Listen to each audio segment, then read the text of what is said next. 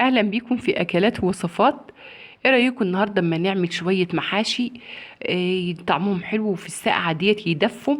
المحشي ليه طريقه واحده بس للتسبيكه بتاعته اللي هنعملها دي. معايا الزيت كتير وبصل، اي كميه بصل انت عايزاها. انا هعمل محشي كتير، يعني هعمل محشي كرنب وبدنجان وفلفل وممبار، فهعمل كميه بصل كبيره واحط لها كميه زيت كبير.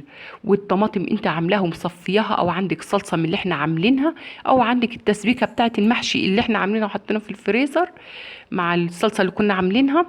وهتحط عليها فلفل اسود وكزبره ناشفه وملح، وتسيبها تتسبك براحتها خالص لما تنشف كل الميه اللي فيه.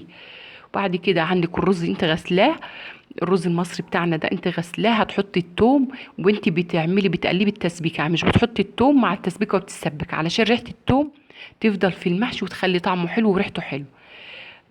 وخضار المحشي هتعملي كزبرة وشبت، وهقلب الصلصة مع الفلفل مع الملح والثوم. هرسة شوية توم، راس توم، نص راس توم، زي ما انت عايزة. لو عندك عروق من بتاعة التوم دي، العيدان بتاعة التوم الأخضر، اعملي منها، بيخلي ريحة المحشي طعمه جميل وريحته جميل.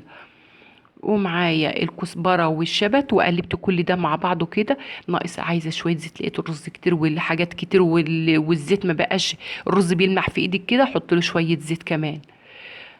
وقلبي المحشي ده، التسبيكه بتاعت المحشي في الرز. وبعد كده لفي المحشي بتاعك، هتكوني سلقه الكرنب، مجهزه مقوره البدنجان، مفتحه الفلفل، الممبار غسلاه ومنضفه. انت بتجيبيه دلوقتي، عادوا الجزارين بيبيعوا الممبار قشطه كده، بتروحي تجيبيه بيبقى نظيف وابيض، ولا بتغسله ولا اي حاجه، هم غاسلينه ومنضفينه عندهم. انت بس بتجيبيه تنقعيه في ملح، تغسليه الاول في ملح وليمون، وبعد كده تنقعي في شويه ملح وليمون وشويه خل وورقه اللورة، وتنقعي بس نص ساعه. دي هريسه اللي بحطها دي، هريسه فلفل، بتخلي طعم المحشي طعمه حلو. انا عايزه المحشي بتاعي يبقى بيلمع كده، تزود الزيت شويه، او انت وانت بتسقيه تسقيه بشوربه، وتكون الشوربه سمينه، يطلع المحشي دايب ويطلع جميل وسايح. معايا الممبار، هفتحه كده بايديا كده زي ما حضراتكم شايفين، وهمله بس مش همله قوي. كل ما اعمل شويه هفرخهم كده في قلب الممبار كله، عشان خاطر اوزع الرز في قلب الممبار كله. وما تطوليش الممبار عشان خاطر تعرفي تحشي ما يتعبكش في الحشو. ممكن اعمله صغير، حتت صغيره خالص، واملاه كده، بس ما تمليش كتير، يعني تعملي خالص عشان خاطر لما لسه هيستوي الرز هيزيد فيه، الرز هيزيد في الممبار، فاحنا مش عايزينه عشان ما يفرقعش منك في الميه. ممكن اعمله كده طويل كده، وممكن اقطعه حتت صغيره، او ممكن ايوه، يعني لو حته ما اتقطعت منك كده قص من عندها، مفيش اي مشكله. قص من عند الحته اللي اتقطعت كده، تبقى حتت صغيره.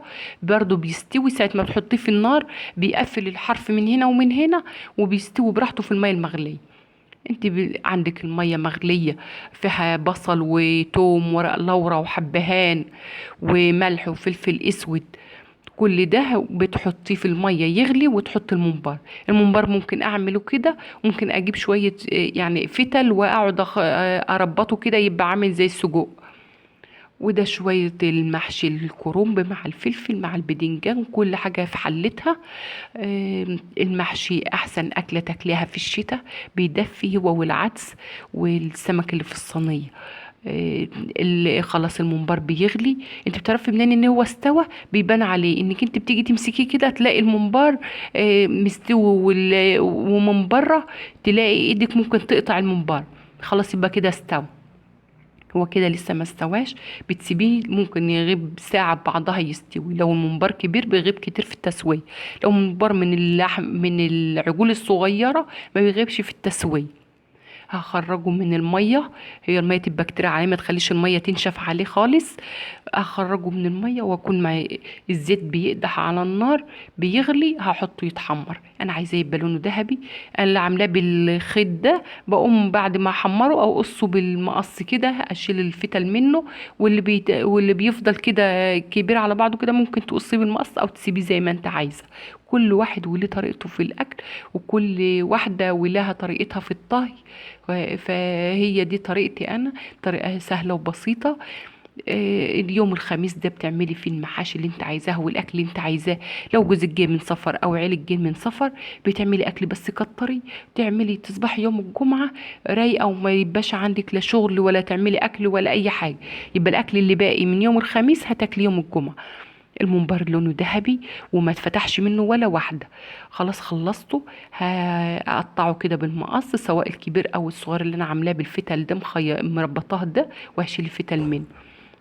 تعليقات ولايكات وشيروا الفيديوهات علشان قناتي تكبر بيكم. وده كان فيديو النهارده، واشوفكم في فيديو جديد.